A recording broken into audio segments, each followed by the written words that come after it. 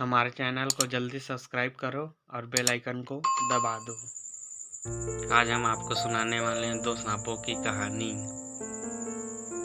बहुत समय पहले की बात है। एक नगर में देवशक्ति नामक राजा रहा करता था। उसके पुत्र के पेट में एक सांप ने अपना डेरा जमा लिया था। पेट में सांप के होने से राजकुमार दिन प्रतिदिन कमजोर होता जा रहा था। यह देख राजा ने कई प्रसिद्ध वैद्य से उसका उपचार कराया, लेकिन राजकुमार के स्वास्थ्य में किसी तरह का सुधार नजर नहीं आ रहा था। राजकुमार के स्वास्थ्य के कारण राजा हमेशा परेशान रहता था। यह देखकर एक दिन राजकुमार अपने राज्य से दूर दूसरे राज्य में चला गया और मंदिर में भिखारी की तरह रहने लगा।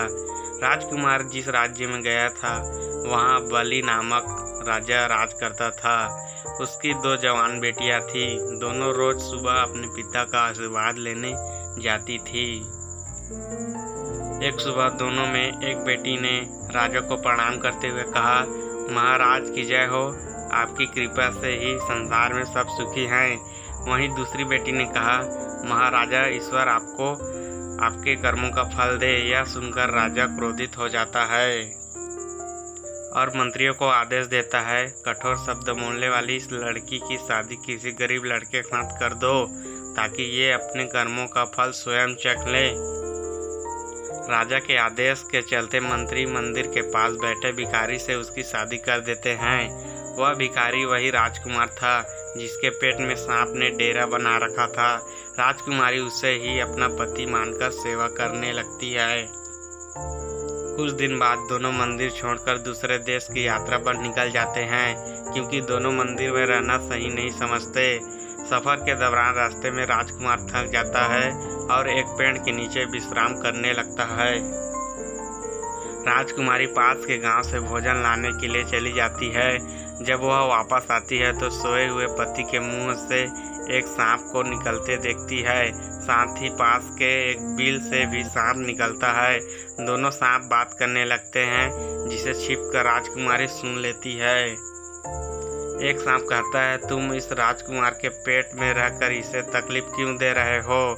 साथ ही तुम खुद के जीवन को भी खतरे में डाल रहे हो। अगर किसी ने राजकुमार को जीरा और सरसों का सूप पिला दिया तो तुम्हारी मृत्यु हो जाएगी। फिर राजकुमार के मुंह से निकला सांप कहता है, तुम इस बिल में रखे सोने के घड़ों की रक्षा क्यों करते हो जो तुम्हारे किसी काम के नहीं हैं? अगर किसी को इन घड़ों के बारे में पता चल गया तो वो बिल में गर्म पानी या गर्म तेल डालकर तुम्हारी जान ले लेगा।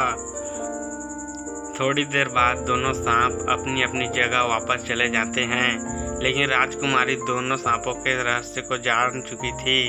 इसलिए राजकुमारी पहले राजकुमार को भोजन के साथ जीरा और सरसों का सूप पिला देती है। इसके कुछ समय बाद राजकुमार ठीक होने लगा। फिर उसके बाद बिल में गर्म पानी और तेल डाल देती है, जिससे दूसरे सांप की भी मृत्यु हो जाती है। इसके बाद बिल में रखे सोने से भरे घड़े को बाहर निकालकर दोनों अपने शहर लौट जाते हैं। राजा देवशक्ति अपने बेटे और उसकी पत्नी का धूमधाम से स्वागत करता है। इस कहानी से यह सीख मिलती है कि अगर कोई किसी का बुरा सोचता है तो उसका भी बुरा होना तय है। सांप ने राजकुमार का बुरा सोचा तो उल्टा उसका बुरा हुआ। अगर ये कहानी आपको अच्छी लगी हो या पसंद आई हो तो हमारे चैनल को जल्दी से सब्सक्राइब करें और बेल आइकन को दबा दें। साथ ही साथ वीडियो को लाइक, शेयर, कमेंट जरूर करें। धन्यवाद।